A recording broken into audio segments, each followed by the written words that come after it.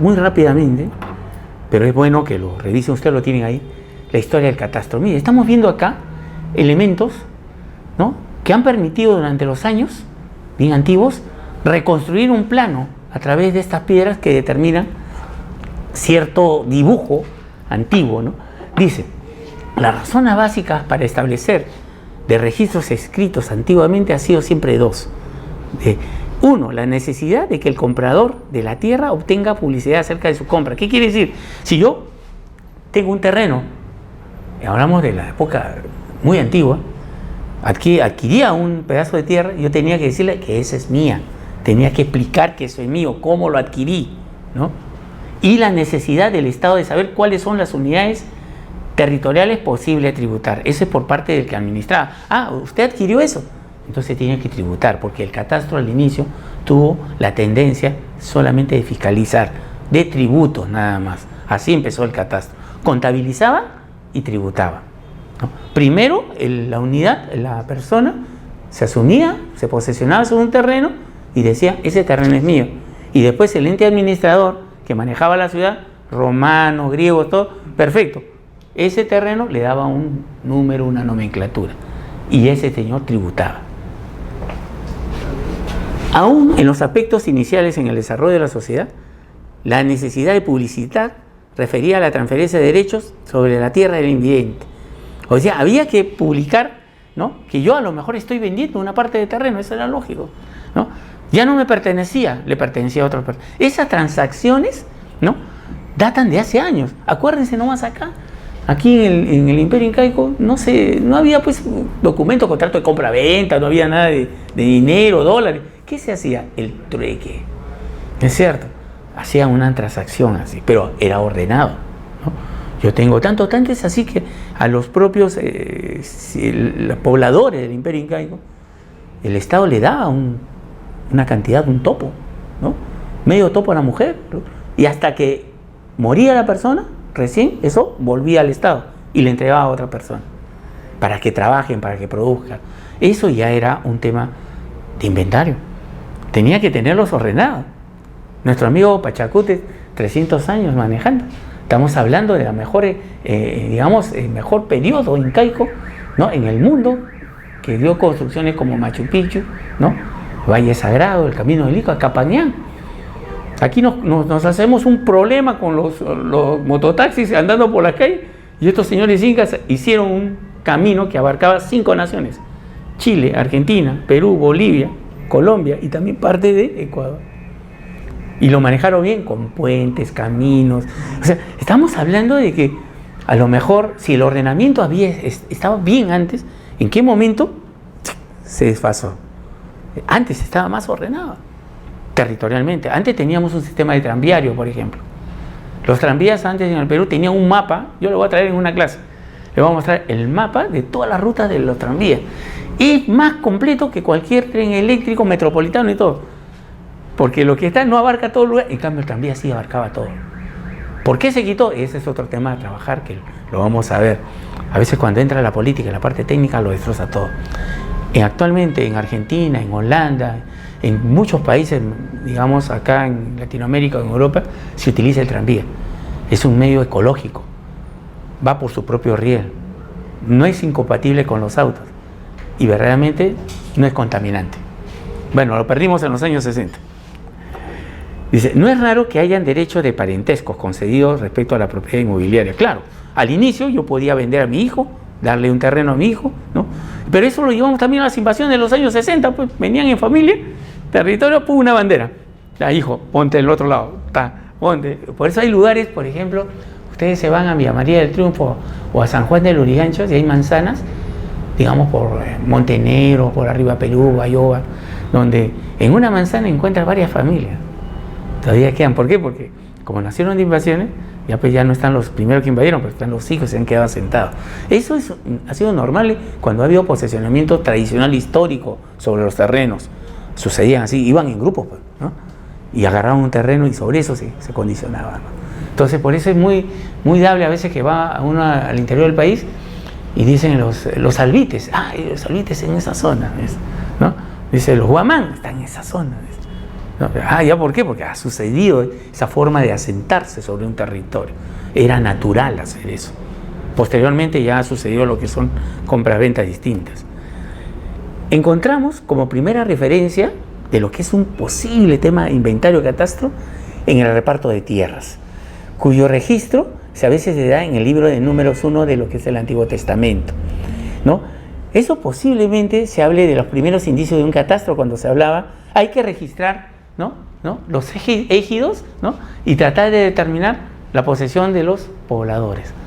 Entonces tienes que ir para tal lado, se trasladaban y utilizaban y se quedaban o asentaban en un lugar. Pero no se asentaban así nomás, marcaban territorio, marcaban lugares con ciertas medidas antiguas, tenían este espacio dentro de lo que hemos asentado, es para esta familia, este es para otra familia.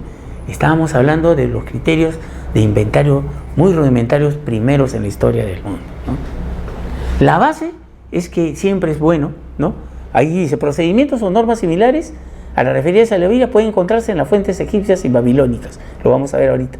Pero la base de la publicidad es que la transferencia tenga lugar frente a testigos, eso es válido, siempre ha sido. O sea, cuando el señor, digamos, el que manejaba el conjunto de pobladores que se trasladaban en los antiguos pobladores en el mundo, siempre había una cabeza, ¿no? Siempre había gente mayor que determinaba, digamos, validaba que ese señor le habían dado ese terreno.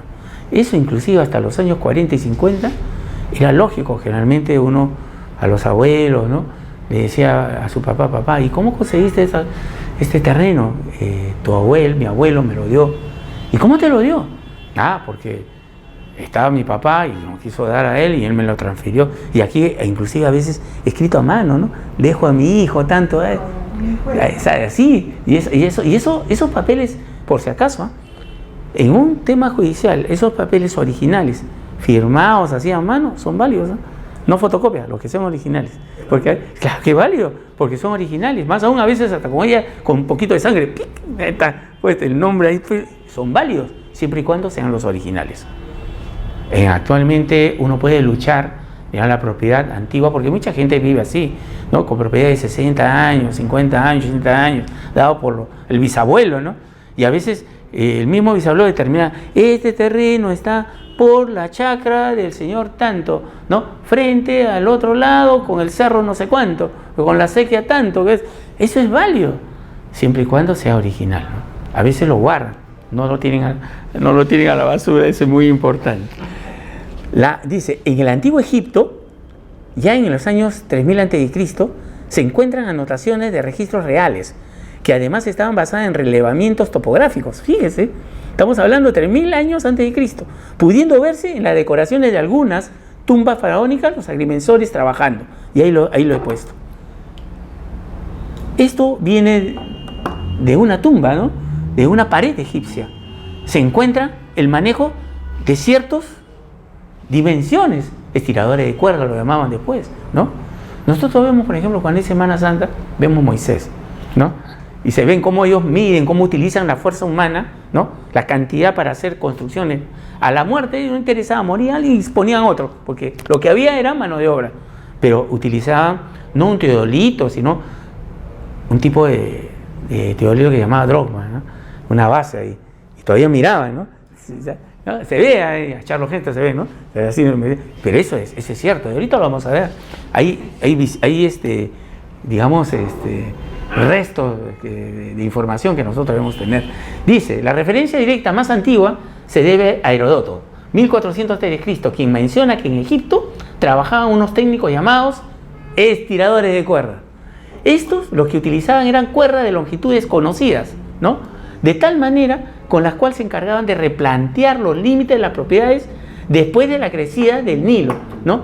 Básicamente, el elemento geográfico en Egipto era el río Nilo.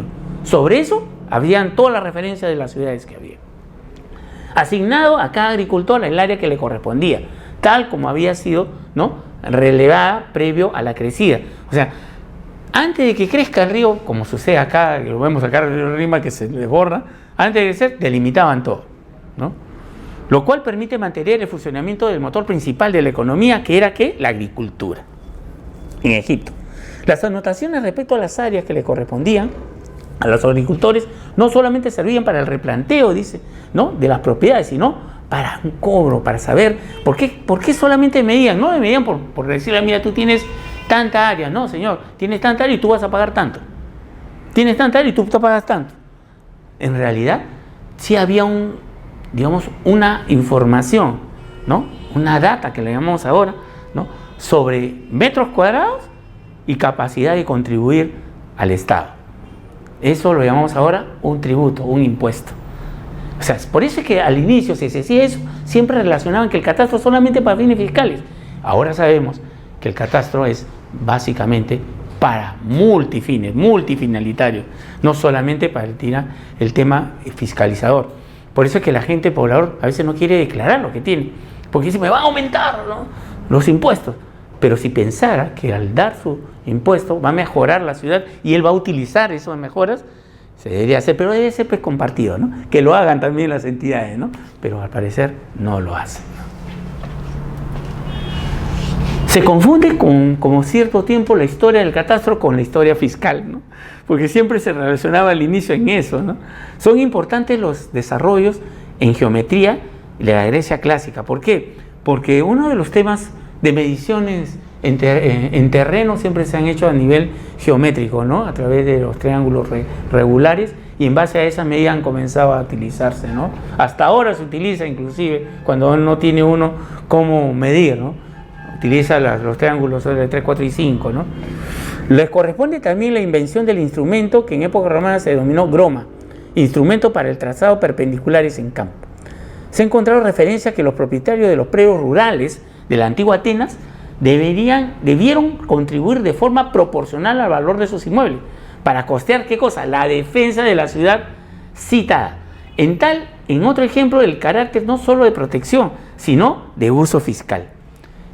Hubo una época de la humanidad en donde las ciudades se encerraron, se amurallaron. Lima tuvo esa situación en 1670, se amuralló. Los piratas iban a venir, todo. Pero ¿qué pasó? Nunca llegaron los piratas acá. Nunca, se quedaron en Chile nomás. Y de ahí no llegaron nunca al Perú. Pero sí hubo una muralla, la muralla de Lima, 10 entradas. Cada entrada ahora corresponde a las avenidas principales que tenemos, la que va para el Callao, ¿no?, la Colonial, Evitamiento, ¿no?, la que se va para, ¿cómo se llama?, el sur, al norte. Pero de todas maneras estamos viendo para qué sirvió eso, para ordenar. En ese momento de la muralla de Lima, quizás se debió hacer un catastro bien hecho, un inventario. ¿Por qué? Porque era fácil, estaba encerrado, no había más, pues. O sea, cuando algo está encerrado, es más fácil contabilizarlo. Cuando tienes límites físicos, ¿no? Ahora no, los límites distritales no son físicos. Por lo tanto, puede haber hasta propiedades que están en un distrito y están en otro distrito. Problema, Chorrillos, Surco, San Juan de Miraflores. Siempre hay un límite ahí de perimétrico que se cruzan, ¿no? Pero eso lo aprovechan generalmente el propietario. ¿Por qué? Porque usted le pregunta a alguien que está metido en ese lío de San Juan del Lurigancho, San Juan de Miraflores, Chorrillos y Surco, y ¿dónde vives? En Surco, dice. ¿Y dónde tributas? Ah, San Juan de Miraflores. Así sucede, ¿no? Es tremendo, generalmente sucede este tema. Miren estos gráficos encontrados en piedra, ¿no?, donde al parecer ya estamos hablando de una cartografía, ¿no?, de un registro gráfico de ubicación de parcelas, ¿no?, y los dibujos de las personas, ¿no?, y de los terrenos como que están demarcados, ¿no?, los lugares donde se habían posesionado, ¿no?